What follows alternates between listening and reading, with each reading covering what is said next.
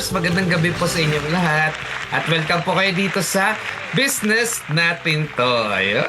At syempre ngayon po ay February 3, 2026 na nako, bilis ng panahon, no? At ilang buwan na lang IPR season. Actually hindi na IPR season na nga talaga sa aming mga accountant, bookkeeper po. Magandang gabi po sa lahat ng mga accountant, sa mga bookkeepers, sa mga auditors natin na nagsisimulan na po gumawa ng mga financial statement as well yung mga deadlines po natin. Ayun. At syempre ngayong gabi, kasama ko ngayong gabi si Partner Manuel. Magandang gabi, partner. Magandang gabi, Partner Randy. Welcome po sa mga nanonood ng Business Natin To. Live po kami sa 1350 sa AM Band, sa inyong mga radyo, sa Radyo La Verdad, on Facebook naman po, sa UNTV Radyo La Verdad, at sa YouTube. We're live on YouTube. Yan po ay sa UNTV News and Rescue. Magandang gabi, Partner Randy. Magandang gabi. Mukhang feeling ko nasa malayo kang lugar. Malayo. At lumipad ako ng mga kabundukan at nandito sa Bicolandia. Ayun.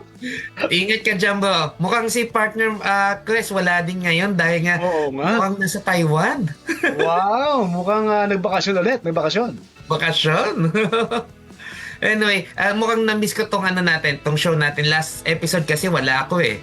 But Opo. ngayon, bumabawi na kasi kakatapos ko lang ng mga deadlines nung for the month of January. Nako, pagod na pagod kami. Sobra. Kaya sa wakas ay makakwentuhan ka namin, Partner Randy. Na-miss ka nga namin ni Partner Cres nung last time. Pero ngayon, Okay. ikasama na namin ikaw para sa programang ito, sa episode na ito. Yes, mukhang pinag-usapan nyo nga ako eh. Balita ko eh. Off-air lang, off-air. Off-air. Anyway, okay lang yung mga partner, no? Anyway, sa mga nakikinig po, pwede kayong mag-text sa amin ngayong gabi or tumawag kung may gusto kayong idulog tungkol sa tungkol sa inyong negosyo, sa tax, mas lalo sa ating topic ngayong gabi. Pwede kayo tumawag sa 0997-824-9408. Ulitin ko lang po 0997-824-9408. Ayun. Ito yung pag-uusapan natin ngayon sa taxonaryo. Ito yung income tax return. Ayun. Ano ba ang income tax return? Ito po yung official na document from the BIR na ito po yung dito ka pwedeng mag-file. Ito din gagamitin mo pambayad. Ito yung pinaka-payment form mo para doon sa income tax, pagbabayad ng income tax mo every year, every quarter. Marami pong klase ng income tax return po. Kapag corporation po, may 1702 na form na tinatawag. 1702 para sa mga corporation po yan. May din po yan. Kapag 1702, may quarterly po yan. 1702Q din po ang tawag doon. But kapag sa kapag sa individual po, marami po klase po ang sa individual po. Kapag nagninegosyo po tayo, mga sole proprietor po, ang gamit po dyan ay 1701 naman po ang ginagamit. Kapag ang 1701, dalawang klase na naman po. Dalawa o tatlo. May tinatawag na 1701A. Ito ay para sa mga gumagamit ng 8%. Yung mga 8% natin na kapag pinili mo sa pagpa-file at pagbabayad ay 8% lang po. Kapag ka naman graduated or OSD or yung MX, ito yung 1701 lang ang gagamitin mo dyan. Ayan. At syempre po, kapag empleyado ka naman, kapag purely ka lang, ito yung fina-file ng mga employer mo. Yung 2316. Ayan. So kapag 2316 po, hindi mo na kailangang i-file sa BIR o pay. Ang nagbabayad at nagpa-file po yan si employer na, yung accountant, yung HR, sila gumagawa po yan. Yan po ay deadline po nung January 31 po. Ito po yung ginamit po natin, 1604C ang ginamit nating form doon at ALPA list. Nandun po lahat ng names natin kapag tayo ay employee. Ayan. Yun. Partner Manuel, ayan na po ang tax paalala ko at taksyonaryo. Yan nga, kompletong-kompleto. Pero kapartner Randy, dahil alam ko ay sa tagal mo ng accountant, itatanong ko lang kung sakaling nakapag-miss sa pagpasa ng ITR, ano po ang mangyayari? Ano uli pa yung risk? Kapag nag-miss o hindi ka nakapagpasa Okay, ng nag-miss. ITR. Ito na Opo. masyado. Kapag nag-miss ka, ibig sabihin may penalty ka dyan, partner. Pinakamababa dyan ay kapag walang laman po. 1,000 pesos lang naman ang penalty po. Syempre po, kapag lumalaki po ang income mo po, may graduated penalty po dyan, 1,000 hanggang 50,000 po ang ating mape-penalize dyan. More or less, at syempre may surcharge and interest pa po yan at compromise pa po. So lumalaki po kapag for example, 10,000 po, more or less nasa 5,000 po ang iyong babayaran na additional penalties. Yung palang mangyayari. Pero doon, kapartner Randy, may nagme-message sa akin niya kapag hindi ako parang nire-remind na ako, January na eh. Kapag daw hindi ko naipasa noon, ay pwedeng magdagdagan ng buwis ko. Ganun ba yun, kapartner Randy? Ano ba yung kailangan mong i-file ay bigay sa accountant mo? Yung ITR po. Yes, kasi bago sila makabuo yung mga accountant natin, maraming hinihingi muna. Kaya nga naitanong ko ano yung hinihingi ng accountant mo. Number one, yung sales mo at expenses mo. Ayan. So, yun ang kailangan mong ibigay sa kanila. So, kasi para ma-compute yung income tax due ng taxpayer, 'di ba? Kapag hindi po walang income tax, ay walang sales at walang expenses, ano i-compute nila, 'di ba? More or less wala. So, zero lahat 'yan, more or less. Yung pala yun, kapartner Randy. At yan ang ating taksyonaryo sa episode po na ito ngayong February 3. Ayan. At mga partner, marami pa tayong pag-uusapan ngayong gabi. Ito na yung next segment natin, ang Biz News. Biz News. At sa atin naman Biz News ngayong gabi, kapartner Randy at mga kasangbahay at mga kanegosyo, manufacturing growth ng Pilipinas nitong Enero, tumaas. Pero kumpiyansa ng mga negosyo bumaba. Bakit kaya? Alamin natin sa ulat ni Cecil Alabata Cruz. Umakyat sa 52.9 ang Purchasing Managers Index o PMI ng Pilipinas nitong Enero mula 50.2 noong Disyembre. Pinakamataas sa 9 na buwan at senyales ng paglawak ng produksyon at pagdami ng bagong orders ayon sa S&P Global. Pero kasabay nito, bumagsak ang business confidence sa outlook para sa susunod na taon dahil sa pangamba sa economic uncertainty at export markets. At yan ang ating balita para sa business natin to, Cecil Adabata Cruz, Radyo La Verdad 1350 ang UNTV Radio. Maraming salamat sa iyong Biz News, Cecil Alabata Cruz. Actually, partner, expected ko na yung ganyang yung mga ginagawa yung expectation ng at mga kasi kapag yung nangyayari nung last quarter at third quarter last year, syempre kapag ikaw negosyante, naku, paano na ang aking negosyo after this? Yun ang tanong. Buti naman at least sa ganitong paraan ay nalalaman ng ating mga kasangbahay ang pwedeng problema ng mga nagnenegosyo, kapartner Randy. Correct ka dyan, partner. Actually, partner, kung ikaw yung negosyante, ano yung nangyayari sa politics ngayon ay nakakaapekto sa ating mga negosyante. Nung nakaraan po, kasi po ako ay isang PCCI member, pinag-uusapan na din po namin sa loob ng chambers yung tungkol po sa mga ganitong kaya ang ganda-ganda ng aming effort, but parang nawawalan kami ng gana sa politics naman. Oh my, ganun ka-importante para talagang kalakaran o nangyayari sa politika na connected. Kung magulo ang mga nasa pwesto sa politika, sigurado affected ang ekonomiya at mga negosyo, kapartner Randy. Correct ka dyan, partner. Kasi syempre, dyan din kami kumukuha ng syempre, kapag maganda ang politics dito sa bansa, ibig sabihin, nagkakasundo-sundo.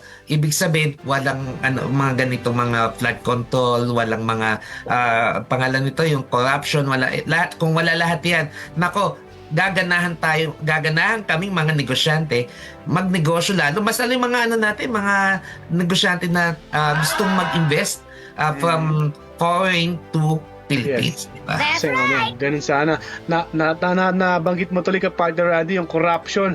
Isa sa mga tinututukan ng gobyerno ngayon, ng DPWH, yung mga kalsada sa Marcos Highway, itong Andaya Highway, yung pinuntahan ni ng sekretary ng DPWH na nayugyug siya dun sa tulay sa may Quezon Province. Naku, partner Randy, nadaanan ko yun. Sabi ko, ganito talaga, buti naman na ilalabas sa national TV ang mga ganitong balita kasi matindi ang corruption.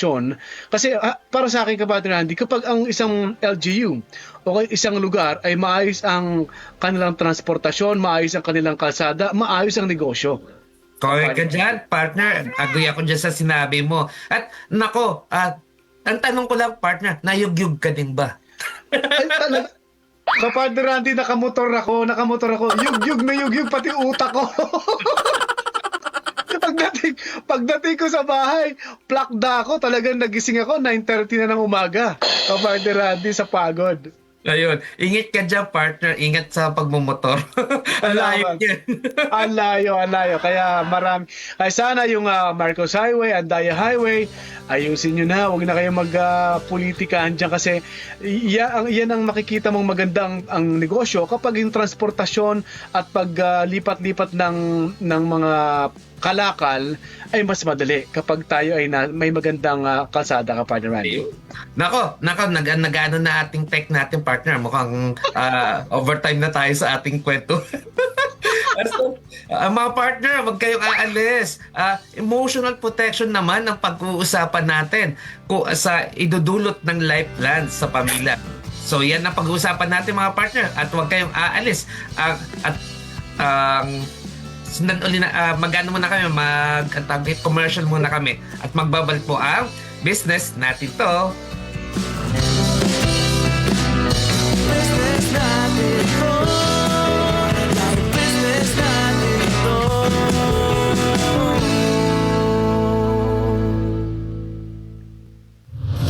Radyo La Verdad 1350, ang UNTV Radio.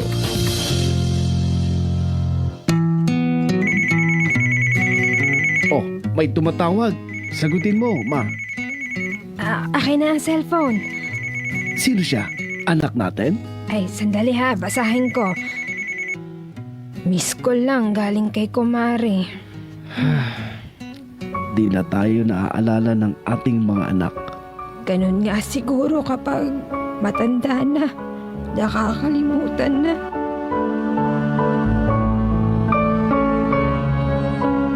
Alalahanin natin ang ating mga magulang sa panahon ng kanilang katandaan. Sa kanilang nalalabing buhay, atin silang paligayahin, arugain, mahalin. Isang paalala mula sa Radyo La Verdad 1350. Mahalagang paalala sa mga motoristang nagmamaneho sa National Highway at Expressway.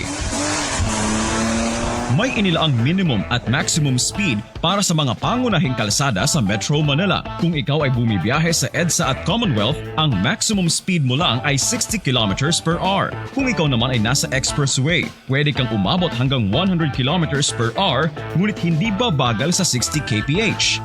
Ang bilis at bagal ng takbo mo ay may malaking epekto sa kaligtasan ng pagbiyahe mo. Maging disiplinadong motorista upang ligtas sa disgrasya. Isang paalala mula sa Radyo La Verdad 1350. Radyo La Verdad 1350, ang UNTV Radio. Business natin to. Business natin to.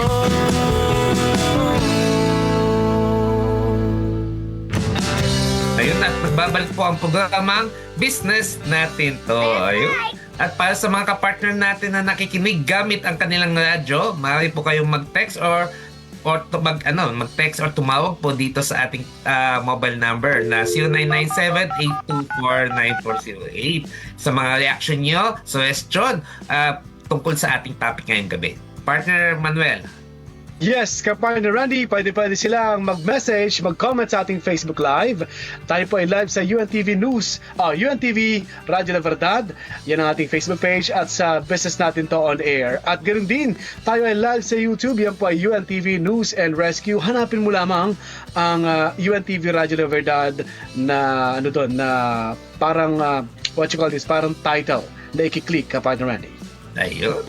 Ay, Partner Manuel, magandang topic natin ngayon. Actually, excited ako dahil pag-uusapan natin kung paano makakatulong yung life plan para maprotektahan ang pamilya laban sa mga hindi inaasahang pagsubok ng buhay. Kaya wag na natin patagalin mga partner. Pag-usapan natin ito sa segment na Business on Demand. Business on Demand. Kapayapaan ng isip, isang bagay na hindi nabibili ngunit maaaring paghandaan. Maaaring nga bagay na pwedeng mangyari ngunit hindi inaasahang gaya ng kamatayan ng isang mahal sa buhay. Ang life plan ay hindi lamang tungkol sa paghahanda para sa hinaharap, ito ay isang responsibilidad at pagpapakita ng pagmamalasakit sa maiiwang mahal sa buhay. Sa oras ng pangangailangan, maaari itong magsilbing proteksyon sa alalahaning pinansyal para sa pamilyang maiiwan. Partner Manuel. Yes, ngayong gabi, talakayin natin kapartner Randy at mga ka-business at mga kasambahay kung paano ang isang life plan ay nagbibigay ng seguridad at kapayapaan ng isip hindi lang para sa atin kundi lalo na para sa mga mahal natin. Upang ipaliwanag sa atin yan,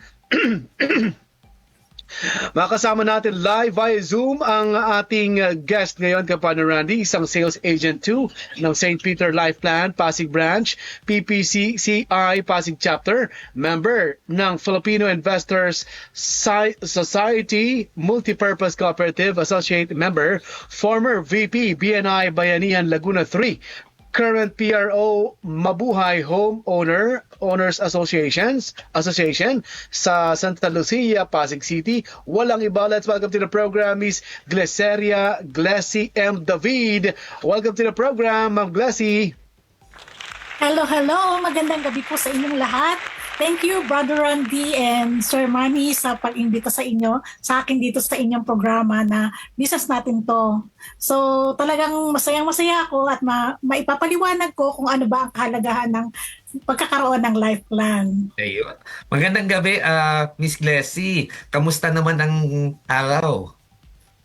Ay nako, Brother Randy, punong-puno ang araw ko dahil sa dami ng aking mga inasikasong mga plan holders na nangangailangan ng tulong natin. So, from pagkuha ng plan hanggang sa pag-a-assist sa kanila, pagka sila may mga claims, hindi lang po sa pagbenta ang aking ginagawa.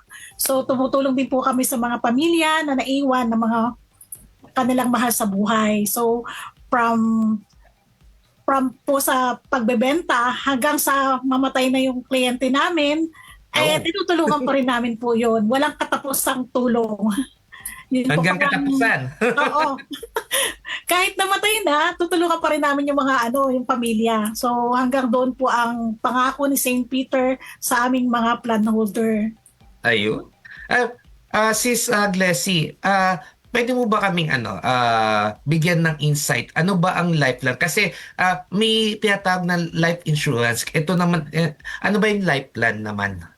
Ang life plan at saka life insurance, halos magkapareho yan magkamag-anak baga. Ang life insurance, isang proteksyon. Ang parehong patay-patay lang din yan Ang life insurance, pero ang life insurance at saka life plan, parehong protection siya sa mga tao para pagdating ng pangangailangan, meron kang mahuhugot. Pero ang life plan is very specific for burial and memorial services. Oo, kasi lahat naman tayo mamamatay, di ba? Kaya Oo.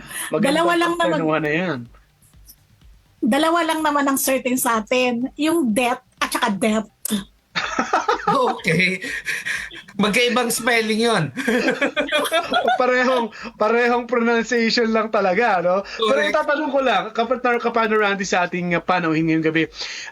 Sabi niyo nga pa kanina, parehong importante yung life insurance at life plan. Ano pa ba maliban po dun sa pag life plan po ay nakatutok talaga ito sa burial? Pero ano pang pagkakaiba niya na hindi pa alam ng ating mga tagapakinig sa life insurance?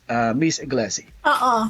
Although si life insurance and life plan is the same, technically the same, pero specific nga po yung memorial, yung life plan. Nagko-concentrate po siya sa memorial service. So sa plan po ni St. Peter, meron po kaming kasamang life insurance. So meron ka ng memorial service, meron ka pa ring insurance. Pero sa insurance po, wala silang memorial plan. Tapos, Sige po.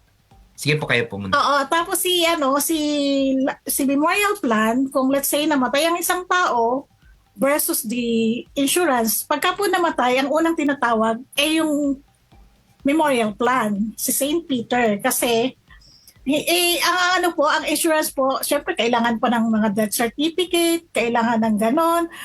Pero yun pong mag-aasikaso pag ikaw agad-agad ay namatay, ay yung pong memorial plan, yung life plan. Follow-up question lang, Miss Glessy.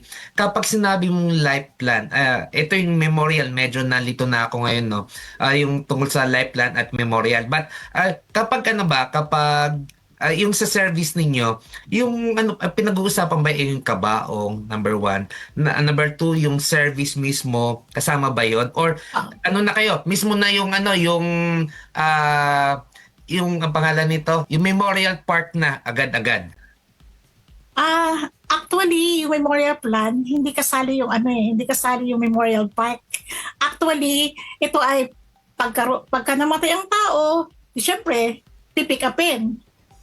Kailangan siyang ayusin. So, iimbalsamuhin, tapos ilalagay sa casket, may make-upan, ilalagay sa casket, saka pa lang i-viewing. So, hindi naman natin pwedeng ipakita na hindi maganda yung itsura nung namatay. So, kasama po yun sa package. From pick up pa lang sa place kung saan inabutan ng kamatayan yung tao hanggang sa pag-imbalsam mo, pag-viewing, tapos ihahatid ka pa rin sa huling hantungan mo. Yun po yung yun ang full package po ng memorial, ng life plan or memorial plan. But ito, Miss Glessy, ano ba mas practical? Kumuha ng life plan ba o life insurance? Parang mahirap sagutin yan, Bro Randy.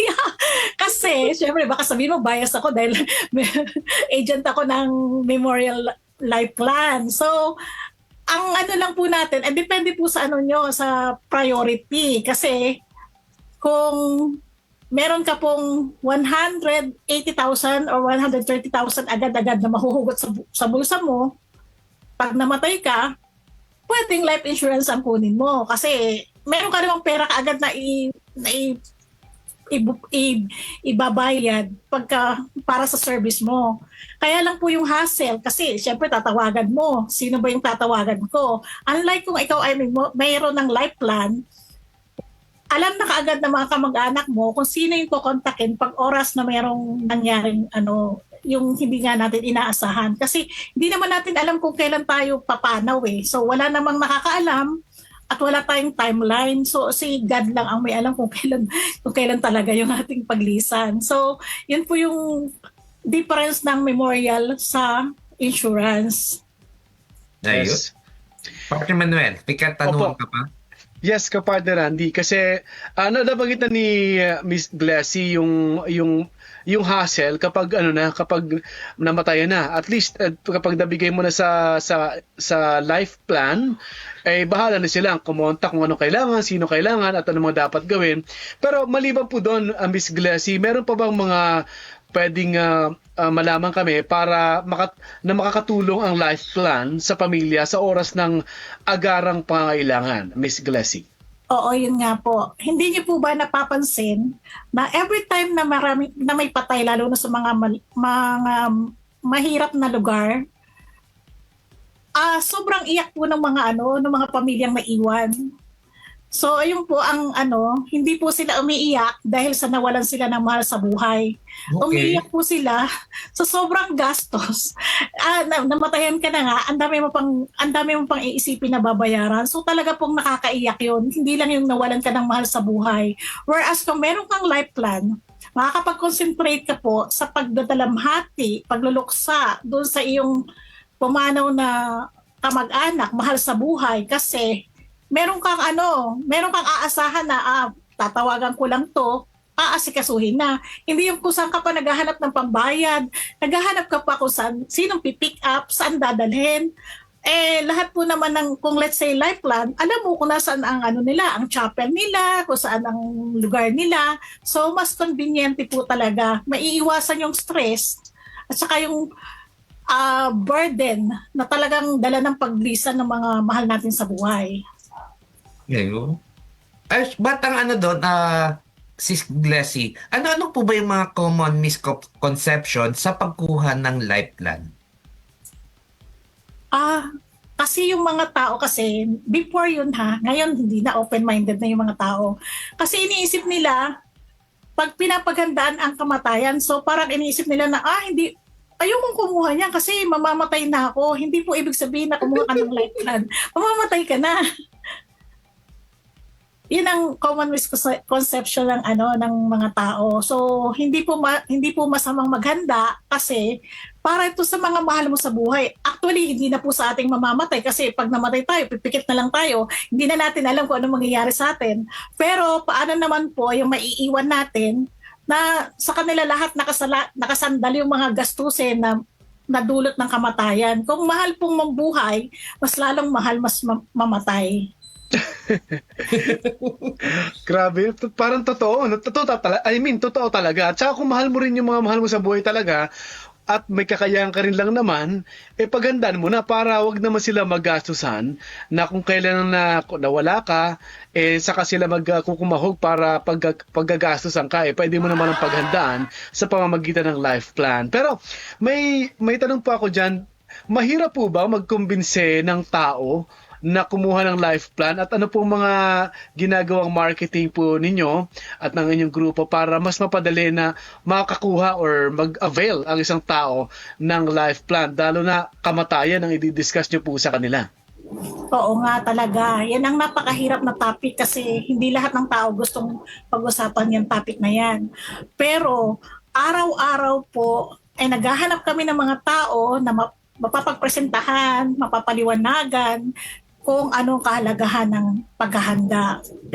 Pinapamulat po namin kung ano ang nangyayari at bukas naman po ang isip nila sa mga, let's say, pag namatay sa ospital, sobrang laki po ng gastos noon. So, yun po ang pinopoint out namin na mahirap ng isang bagsak ang bayad. So, sa amin po, pwede mo siyang bayaran ng hulugan, ng conveniente, kung ano po yung kaya ng bulsa ng mga namin, ng mga kliyente namin. Hindi naman po kasi, all walks of life po kasi ang kinikater namin na kliyente from hindi naman natin po sabing mahirap, pero yung pong medyo hindi nakakaangat masyado na sakto lang yung pera, meron po kaming plan na para sa sakto lang ang budget at meron din naman po kaming magagandang plan para po dun sa talagang nakakaluwag-luwag naman po sa budget nila. So, hindi po masyadong mahirap at talagang abot kaya lang po ang at napakaganda po ng service namin kasi kahit po yung pinakamagandang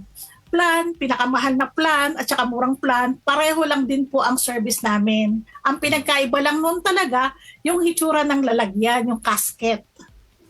Pwede bang kulay pink yan o yung kulay na nakatayo? Meron kaming pink, yung mga imported casket po namin.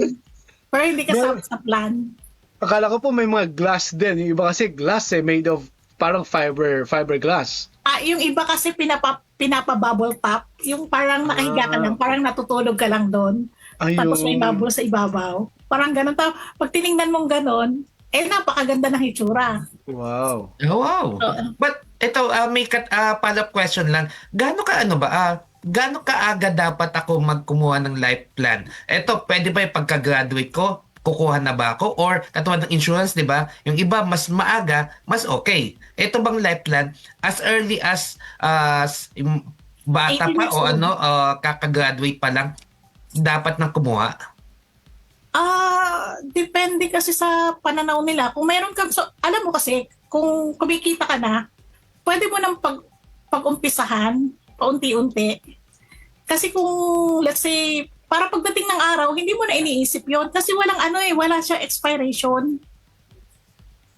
No, walang hanggang sa extra. magamit mo. At saka ang kagandahan kasi ng life plan namin, hindi siya nagbabago. Kung halimbawa, ang binili mo ngayon, halagang 20,000 lang, tapos pagdating ng araw, magiging 200,000 na siya, ganun pa rin ang hitsura. Basta kung anong plan ang binili mo, ganun at ganun pa rin ang hitsura niya pagka ginamit mo na. Ayun. Kasi meron kaming sariling casket factory, meron kaming sariling chapel. So hindi ka mamroblema na mang-iiba-iba siya kasi nga kami sarili talaga ni St. Peter yung mga yung isang supplier lang, sila lang talaga yung gumagawa sa kanila rin Opo. yung pagbubulan. At saka po sa inyo, yung mga staff nakikiiyak din po eh. May nakita akong gano'n, ng staff umiiyak. Nagsalita yung, kasi di ba po sa mga lamay, pag last night na, no, magsasalita na yung pamilya. Naku, nakita ko, pumattend po kasi ako pumunta ako, tapos nakita ko, yung mga staff ninyo ay nakikiiyak din. Talaga namang nakakaiyak kasi meron kami, yung sa last night, pag ni-request ng pamilya, meron po kaming pre-tribute. Yan. So, aalalahanin ang mga buhay nung nabatay. So, syempre, talagang nakakaiyak yun, di ba? Tapos, lahat ng may utang. Hindi, joke lang. Paano po pala yun, ma'am? Kung namatay na yung hindi pa rin natatapos ang paghulog sa life plan. Yan ang magandang katanungan, Brother Manny. Kasi, ang St. Peter, may magandang feature ng St. Peter. May kasama kasi kaming life insurance. So, pag ang kumuha, 18 years old hanggang 60 years old on his or her 60th birthday, kailangan 60th birthday pag kinabukasan 61 60 plus na yun hindi na 60. So insured po siya for 10 years or age 65, whichever comes first. Ibig sabihin po noon, kung let's say 18 years old ka kumuha, insured ka hanggang 28 years old ka. So, yung 20 hanggang 30. Parang ganon. Tapos, pag naman 60th birthday, hanggang age 65 lang. Kasi, ang insurance namin hanggang age 65. So, yung mga kumuha ng 58, 59, hindi na po applicable yung 10 years. Hanggang 65 years old na lang. Pero, ang kagandahan nito, dahil nga may insurance, 1 year pa lang pong nakakapagbayad si plan holder na insurable. Ibig sabihin po, hindi po siya, may mga tao kasi hindi insurable. Ang hindi insurable po yung may talagang pinanganak na may kapansanan. Hindi po yan insurable. Tapos yung may sakit na terminal na, hindi din po yan insurable. So kung insurable person po yung kumuha ng plan at nakapagbayad na siya sa loob ng 1 taon at 1 araw, yung plan po ang binibilang, hindi po yung payment. Ang plan po ay considered paid plus makakatanggap pa po ng cash assistance ang beneficiary niya equivalent to contract price. Wow. But itong tanong ko, Miss Glessy, pwede bang i-transfer yung plan? Ako nga, kumuha ako ng plan. Pwede bang i-transfer kay Manuel? Oo. Yes po. Wow. Ang maganda nga sa amin is transferable from living person to another living person. Bahala na po kayo sa inyong usapan. Labas na po sa St. Peter kung anong usapan nyo dyan. Kung babayaran nyo ba siya or gratis lang siya. Transferable po siya. Meron po tayong transfer form. Para din pong bumili ng kotse, meron pong transfer of rights. Okay. Magpipilat ka lang nun. Tapos kung hindi pa po fully paid, si bagong may-ari na magtutuloy kung magkano man ang kakulangan doon sa plan. Tapos lahat po ng benepisyo na nagmula doon sa original na may-ari ay mapapasa doon sa susunod na may-ari. Yun. Wow. Paano ma'am kung nagbentahan sila, binaba niya yung presyo para mabenta sa iba at kailangan niya ng pera. Usapan nila yon. Labas na po ba ang inyong kumpanya doon? Labas na po kami doon kasi Okay. hindi po namin saklaw yung kanilang usapan. Basta po ang masisigurado ni St. Peter, mapoproteksyonan po yung panibagong magiging may-ari ng plan. But, At, yes. Sige po. Itong katanungan ko. For example, yung tao, kakapatay pa lang nasa ER, biglang namatay, kakapatay pa lang doon. Yung St. Peter ba agad-agad pupunta doon sa ER ng hospital? Ang process po noon, pag namatay ang plan holder, siyempre hindi po alam ni St. Peter na patay na siya. Kailangan po itawag siya doon sa chapel namin. Okay. Kailangan lang po na sabihin kung anong pangalan nung namatay, kung saan ang location, kung sino yung contact person, at saka po yung plan na gagamitin. Sasabihin po, ako, si Glessy David, pinapagamit ko yung plan ko kay so and so. So, meron pong pipirmahan na katibayan na pinapagamit ang plan. Kasi protection po yun sa mga plan holder para hindi magamit nang hindi mo alam ang iyong sariling plan. Pero mas mainam po ba, Miss Glessy, na kasi marami pa rin ng walang life plan pero may life insurance. So mas okay ba na pareho na nila i-grab ito at pagkagastusan na para alam niyo na pag hindi naasahan ay mawala, eto at ready. Okay po ba ang dalawang ito na meron sila? Oo, dapat po. It's a must. Kailangan talaga. Kung meron ka naman din kakayahan na kumuha ng sabay, okay lang po yun. Kasi nga, iba naman talaga ang purpose mo eh. So, ang insurance po, after na namatay, saka palang i-claim. So, tulong po yun sa pamilya kasi magkakaroon din po ng pangkabuhayan, yung mga naiwan. At malaking tulong din po yun sa pamilya, lalo na po ang namatay po is breadwinner. So, yun po yung parang kapalit or tulong sa mga naiwan. So, ang life plan naman po, pag namatay ang tao, siya agad ang unang-unang kukuha sa namatay. So, yun po talaga ang pagkakaiba nun. Eto, Miss Glessy, yung cremation ba kasama? Meron po kaming dalawang klase ng plan. Isang traditional, yung may yung burol at saka libing. Tapos yung isa po yung cremation plan. Ang cremation po namin, dalawang klase. Isang kinikremate, pag namatay, diretso cremate. Yung isa naman po, pag namatay, ibuburol, merong kabaong, makikita mo ng physical yung traditional na burol. Tapos after 3 days, 3 or 4 days, depende sa pamilya kung ilan ang request nila. Pero ang sa amin po is 3 days, after 3 days na burol, saka palang ikikremate. But ito ang follow-up question ko lang, Miss Glessy. Kapag, for example, after 3 days, yung nakabuhol, syempre, sabi ng family, i-cremate na lang. Yung yung ataul ba, ibabalik ba sa inyo yun? Or bahala na si family na ibenta? Ano po yun? Sa inyo, pag may-ari na po yun ng plan holder so sila na po ang magdedesisyon doon kung ano po ang gusto nilang gawin doon. Pwede din pong iuwi. Lagay niyo sa sala. Total, bayaran mo na. Ang St. Peter po ay tumatanggap ng, anong tawag dito? Yung parang, for the meantime, for safekeeping ni St. Peter, pero for 14 days lang po. So after 14 days, i-dispatch pa rin na rin yan ni St. Peter. Marami po kasing tinutulungan ang St. Peter na mga mahihirap na tao. So, yan po yung mga dinodonate. Yes. Ayun, pwede pala i-donate. Ngayon, pero hindi na po siya nire-recycle para sa mga plan holder. Ayun. At sa pagdodonate po, magdadonate ka na nga, no? Kaya dapat siguraduhin mo yung madodonate mo, matutuwa. Talagang maghanap ka ng namatayan din that time para hindi naman Opo. nakakaano. May mga charity institution po na may Yeah. namatayan na talagang sobrang hirap na lugar. So pinapalitan naman po yung mga yung mga lining, mga beddings, yung mga na contact sa sa patay. So nililinis naman po yun bago ipagamit. Pero never po na pinagamit namin sa mga plan holder namin yung mga used casket.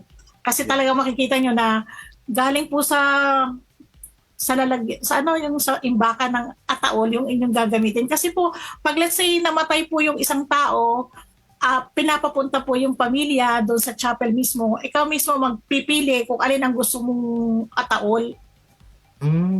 Kasi pwede po mag-upgrade. Kung let's say ang binili ng namatay is napaka-simple lang, tapos gusto ng pamilya na maganda, pwede po siyang i-upgrade.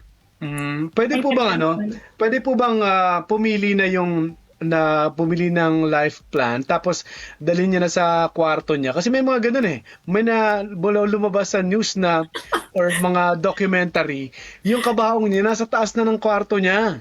Kulay pink pa ka mo. Baka po hindi pwede kasi ang produkto po namin pag nilabas na sa amin sa factory na sa aming chapel, kailangan na po talagang gamitin. So, matatakot naman po yung mag-uwi noon. Baka sabihin, kailangan ko na itong gamitin. Kasi sabi ng chapel, pag nilabas mo to kailangan gagamitin mo na. Okay. So, mahirap na pero din kung pala. gusto niyo pong bumili ng plan, tapos iuwi nyo, di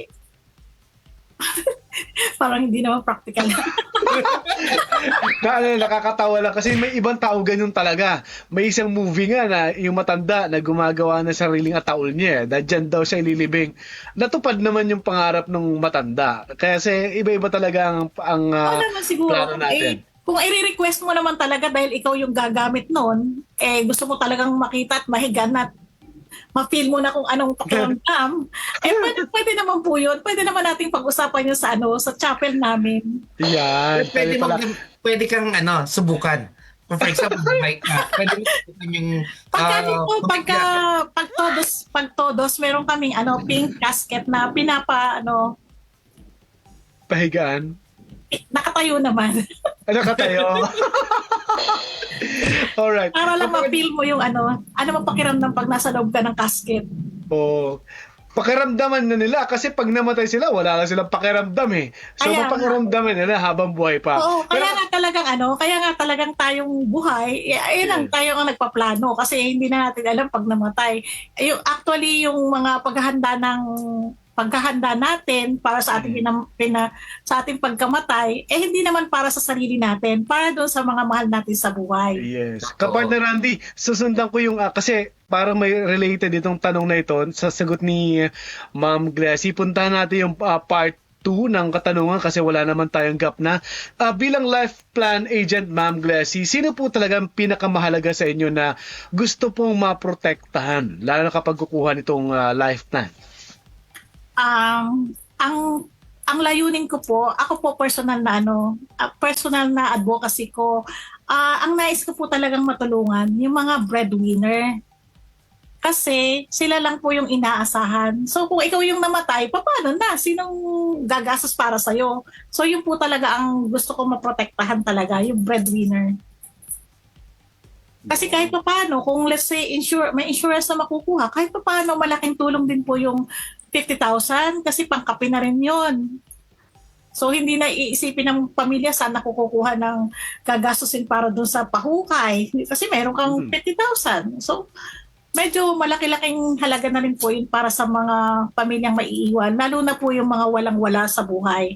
Or hindi naman walang-wala pero alam mo yung parang sweldo, gastos.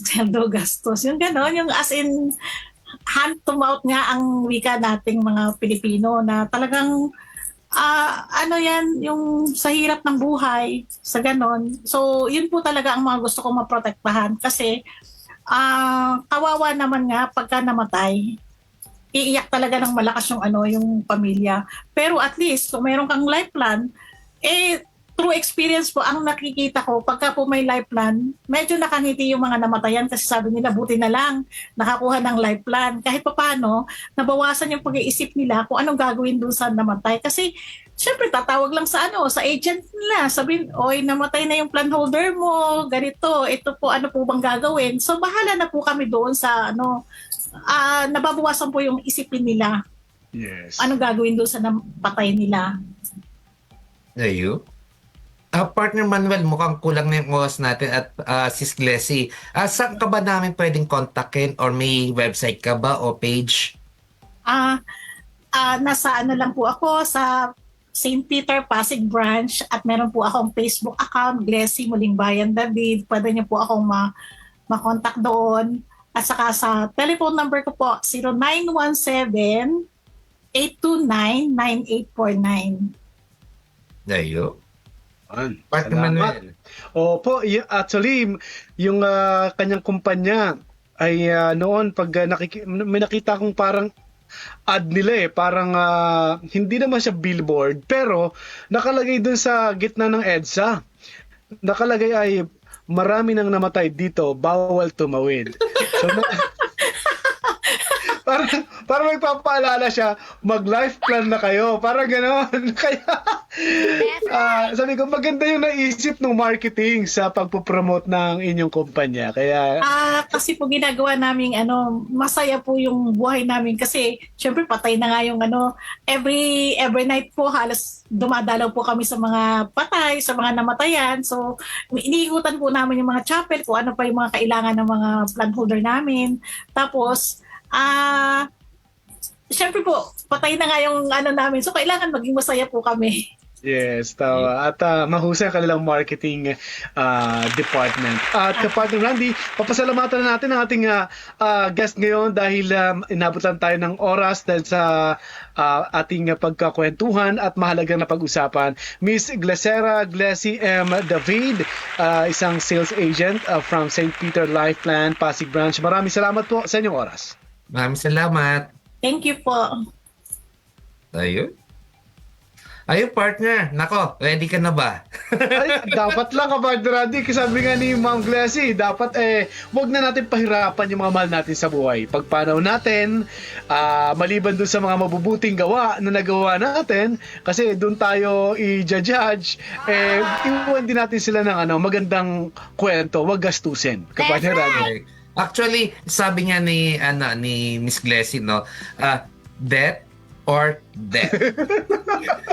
Di ba? Kung pag-uusapan, di ba? Mahirap na pag debt na utang, di ba? Utang, okay nako. Kawawa naman na maiiwan ka, partner Randy. Anyway, mga partner, nako, kulang na kulang tayo ng oras, partner. So, sa lahat ng mga nakikinig po ngayon, pwede kayo tumawag or mag-text kung gusto niyo po kung gusto niyo tawagan si Miss Glessy or mag-connect, pwede kayo tumawag sa amin at mag-text sa 0997-824-9470. Partner Manuel. Yes, Kapatid Randy, at maraming salamat sa mga nakasama natin sa technical. Nandiyan si Carl de la Cruz, ang ating EP naman, Miss Cielo Cotallion Tabian. Maraming salamat. At sa ngalan, of course, ni Kapatid Cres Perhis na makakasama natin na siguro sa next episode, ay maraming salamat. Sa ngalan po ni Miss Ander Antoy, ang ating station manager. Sa ngalan po ni Kuya Daniel Razon, kami po nakasama nyo. Ako naman si Manuel Recuenco, Brother Bear. Kapatid Randy. At syempre mga partner, samahan nyo ulit kami sa Thursday 7pm hanggang 8pm dito lang sa Radyo La Verdad 1350. So sa negosyo walang imposible. Dahil ang negosyo ay kaya natin. Dahil business natin to.